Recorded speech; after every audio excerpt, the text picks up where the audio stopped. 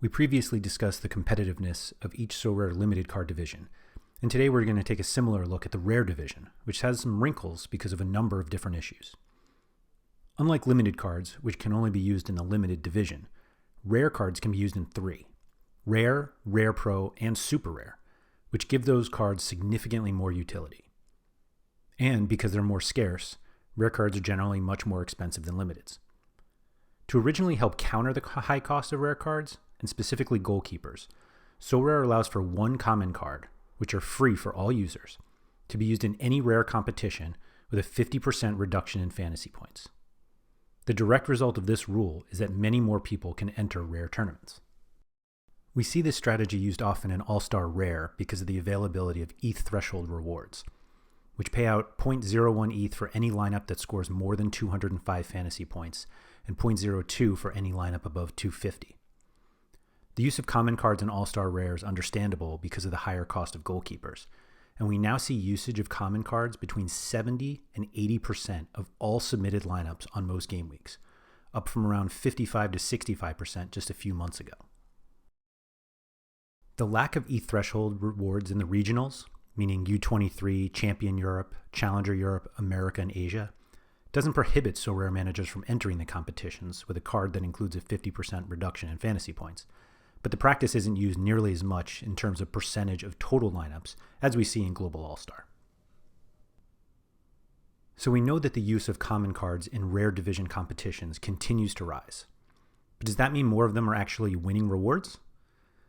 The answer to that is a bit surprising, as we do see an increasing trend when it comes to the percentage of total rewards being won by common card lineups. But we can't ignore that the percentage is still quite low.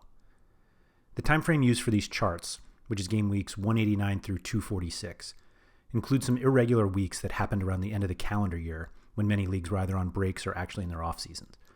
But the data is still pretty telling. Common card lineups win between 15 and 18% of card rewards in Global All-Star, but usually fewer than 10% in the other competitions. But let's remember that this analysis is more about the success of viable lineups, which are those with 5 players with matches, winning rewards, than it is about common card lineup success. Of course, the availability of common cards does open up another consideration. Instead of just looking at how many viable lineups are competing for each reward, what if we looked at the number of viable lineups without common cards that compete for each reward? To start, let's at least look at the viable lineups per reward in rare competitions. As a reminder, this number represents the number of viable lineups competing for each reward, and it's simply calculated as the total number of viable lineups, which are those with 5 players with matches, divided by the total number of rewards. As we examine this chart, we see the trend of viable lineups per reward is actually decreasing in U23, Champion Europe, Challenger Europe, and America. But again, this represents viable lineups that include common cards and their 50% reduction in fantasy points. So what happens if we remove those and only look at viable, all rare card lineups per reward? As you can see, the overall distribution is much tighter when using the same scale, with Global All-Star clearly having the biggest drop because around 3/4 of all lineups in those competitions have been common card entries. Reducing the scale even more makes it easier to see that in most recent game weeks, there are fewer than 10 viable all rare card lineups competing for each reward in every rare competition, with Challenger and Champion Europe the lowest.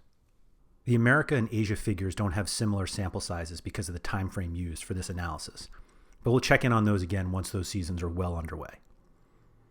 So the main takeaway from these charts is that while we're seeing a continued increase in entries in all rare competitions, we're also seeing an increase in lineups with common cards.